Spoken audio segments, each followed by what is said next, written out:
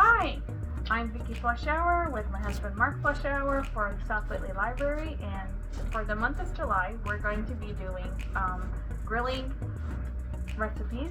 Mark's going to do ribs and I'm going to do a peach pie.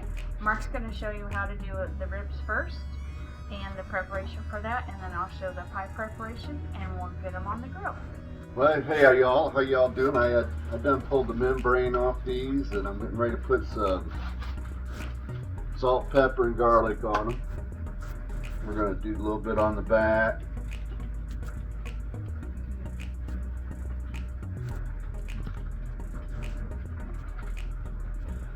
We're not going to do too much on the back. We'll do more on the meat side. We'll let that set in there for a minute. We'll flip this over. And we're going to do this and probably let this sit maybe 10 minutes, let it get down in there real good, and then we're going to put some more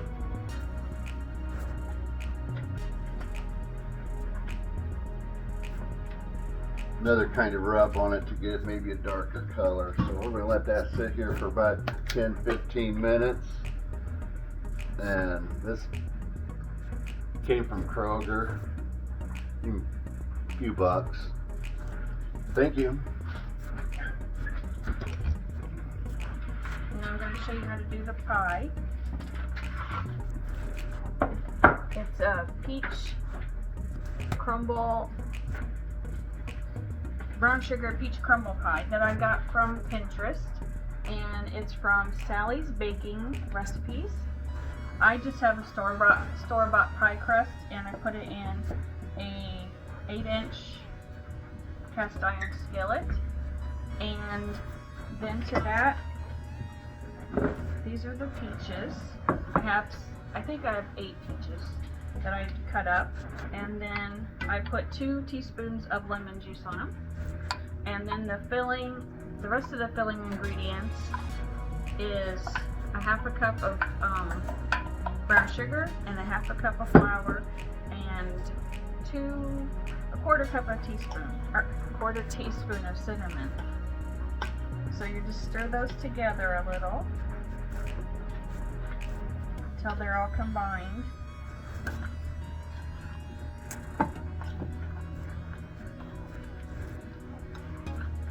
The filling that's in the bottom of the bowl.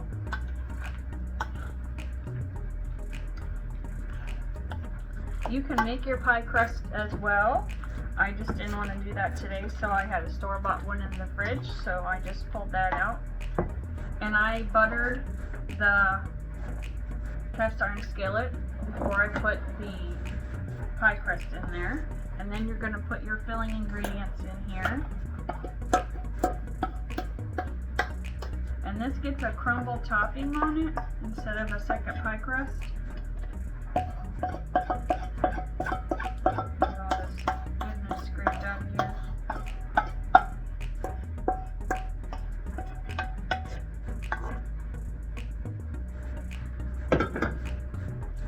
Spread that out so it's nice and even in there. And we're going to be baking this on the Weber Kettle today. And the recipe says if you're baking it in a standard oven, 400 degrees for 20 minutes and then 375 for 30 to 35 minutes. We're just going to do it all at 375 today. So there's our filling, and then the topping gets 3/4 of a cup of flour and half a cup of brown sugar. And you get that beforehand.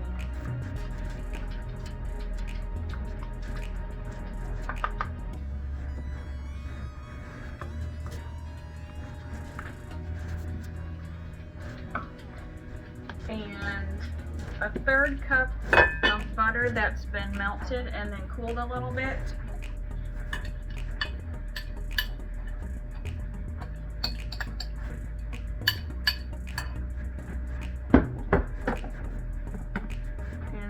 tablespoon of cinnamon.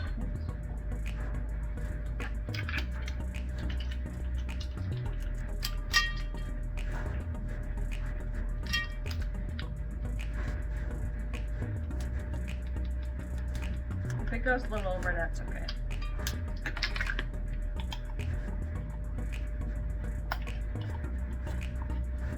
And then you can put pecans or walnuts in there. I am going to do a half a cup of pecans. I need to get them crushed up a little more.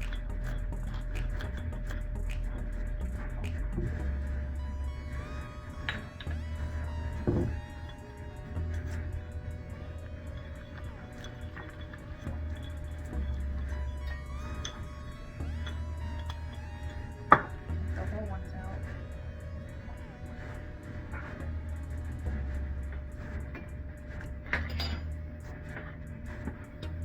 And you just stir this together, and it's going to be really thick and crumbly.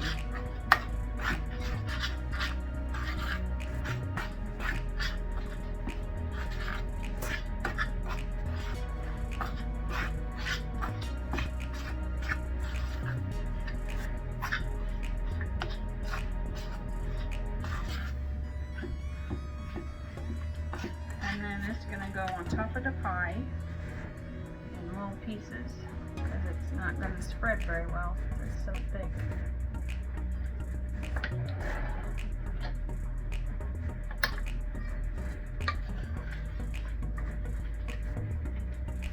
So I'm just going to drop this by little pieces on here. Try to get it mostly covered.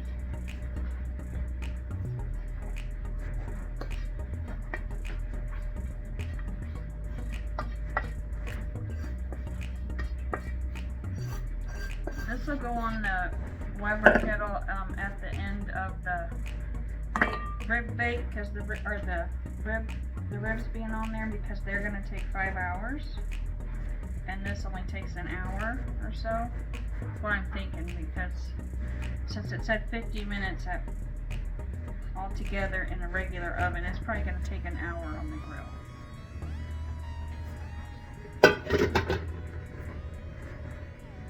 So that's what the pie looks like. And I think we're ready to go to the grill. And Mark's going to show you the rest of the ribs. So we'll be back in a little bit. We're getting ready to put these ribs on the grill here. We're in a 2-zone system here.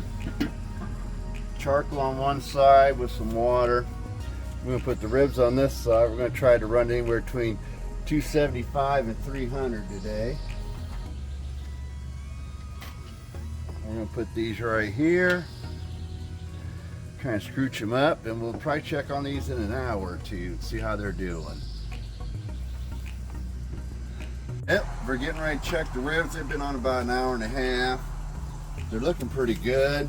There's still some moisture, so we really don't need to kind of wet them down, which is nothing but a spray bottle and some water. We're running about 270, 275. So let's go another hour and check them out, see what we need to do. Thanks. Them look pretty good to me. I think we're going to take them in and we're going to wrap them up. And I spritzed them a couple times to get some moisture on them. We're going to wrap them up and we'll come back out and put them back on the grill. And we're back. We're getting ready to wrap these ribs. We're going to use some butter, maple syrup, the rub I did, and since we're having peach cobbler, we're going to use some peach barbecue sauce. We're going to spritz the foil a little bit. This is double foil. You can get this at your local Kroger. Reynolds wrap. And we're going to put the butter down, which kind of keeps you moisture to get the ribs more tender. You have the color you want. Get a little more butter.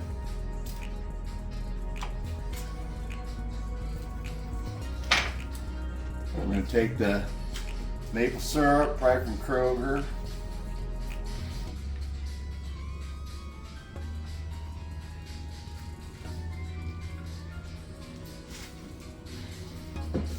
We'll take some barbecue sauce.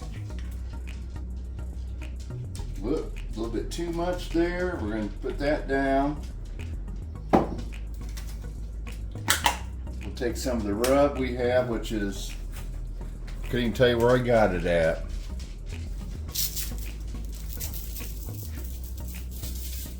Is it raining? Huh? And we're going to take a little brown sugar.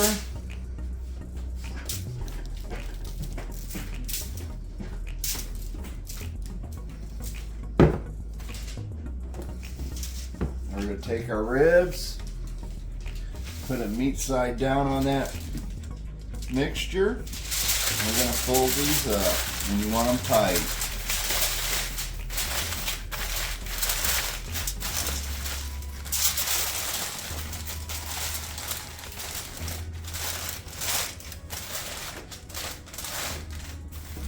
Double foil just in case you don't poke the bone through it.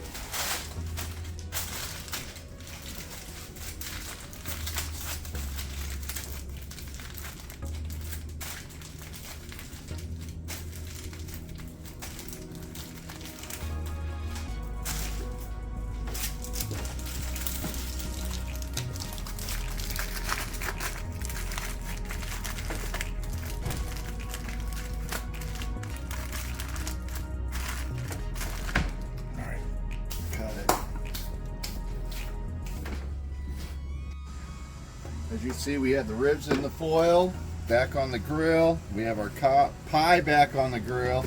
And we're gonna have some baked potatoes, and we'll probably do some corn later, but we're not sure yet, so we'll see. Looks like the pie is ready. Okay, we're back. We have the ribs and the pie here. Move around here so we can show you. The ribs took about 4.5. About 4.5 hours, and the pie took about a little over an hour on the grill.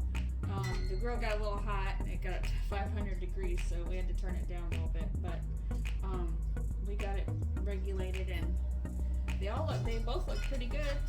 So we hope you enjoy the 4.